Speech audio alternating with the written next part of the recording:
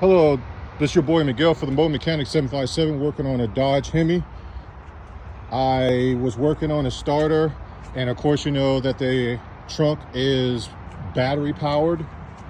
I disconnected the battery, which is actually in the trunk right there.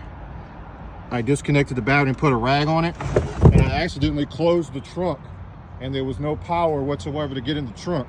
So all you have to do is take you some jumper cables with another vehicle or a jumper box, come right over here, positive, negative, and you'll have power in the car even though the battery is disconnected for me to get in the trunk. So if you're in that situation, you accidentally close the trunk, like happened to me with the wind, I had no way of getting in the trunk due to the fact there was no power in the car because the battery was disconnected. And this is what I did, and I got the trunk right on open. This is just a mechanic tip, so you won't be panicking and going crazy because you can't get in your trunk because there's no power or you disconnected the battery. If you like these videos, please like, subscribe, and share. I'm here for you customers, and have a good day. Thank you.